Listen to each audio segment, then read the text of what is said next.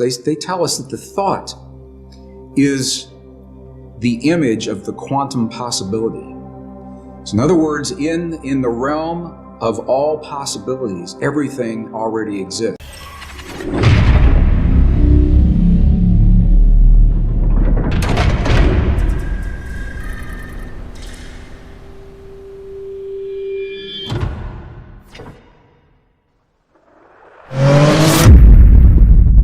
I was an aerospace engineer in Denver, Colorado during the last years of the Cold War, the 1980s. And it was when the famous brown cloud was inundating Denver, and we couldn't all drive on the same days. We had to carpool on different days. And one day I went to an engineer friend's house to do my carpool for that week. And I got there a little early. And I'd never been to his house before, and I said, "Can I use your bathroom?" And I went in there, and he had little Post-it notes of affirmations all over the bathroom. It said, "My perfect mate is manifesting for me now. My perfect mate is manifesting for me now." We got in his car, and he had little Post-it notes all over the dashboard, in the rearview mirror. "My perfect mate is manifesting for me now." And of course, I knew what his office looked like, and it was the same way. He had them all over the walls in the CRT. I said, "Does this affirmation work for you?" He said, "No."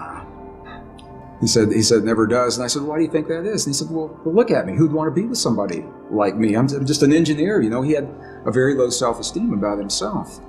And I began to think about the way that he was applying those affirmations, and other people have applied them very successfully.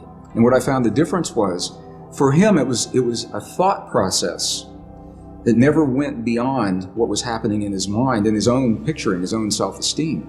And the thought is important. The ancients are very clear about this in the Sanskrit text. They tell us that the thought is the image of the quantum possibility.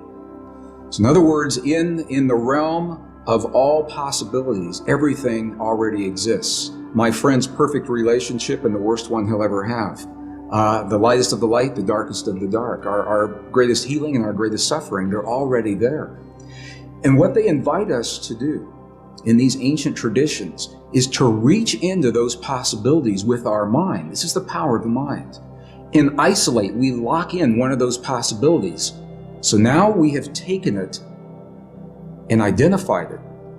However, to bring it into this world, to breathe life into that possibility, is the power of human emotion, our love for that possibility, or our fear of that possibility. Either one will work. To bring that quantum possibility into the particle reality of our everyday lives. We don't have to know that. It sounds very technical. We just have a feeling.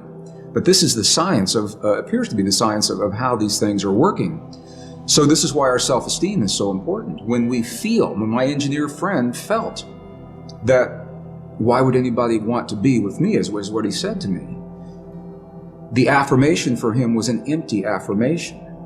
It was a thought that had no energy to invite it into this world. And an example of just the opposite of that is, I know of other people who have simply made a list of all of the attributes of a perfect partner in life, because this is what many people, I'm using as an example. It works in healing, it works in peace, but we're talking about relationships.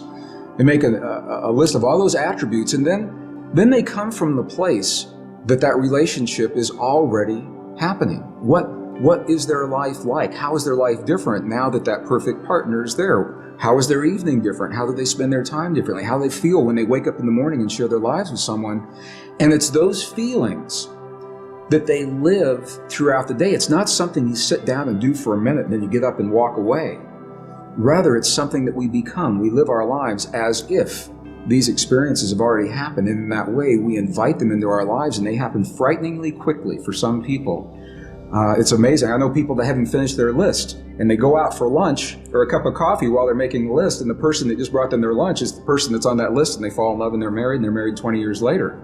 I know people that's happened to. So it's about clarity. It's about specificity. It's about being personal, being very clear that these are personal desires. Scientifically, it appears that this field, the divine matrix, it is a mirror and a bridge between our inner and our outer worlds. And it can only give us what we give it to work with. And the interesting thing is that we have been conditioned to feel the feelings of the things that we don't want in life and that we're afraid of. we wake up in the morning and we see the 6 o'clock news and all the things to be afraid of, and then we go through our day saying, oh, I hope I'm not going to see that today, or I hope it's not around the corner. And my question so fascinating me, where do we learn to feel the things that we don't want rather than things that we choose to have? And how would our lives be different if we could cut through all of the static and simply choose in our lives what we would like each moment of each day, or our relationships, or our abundance, or our careers, or the peace in our families to look like? What would our lives look like if we could do that?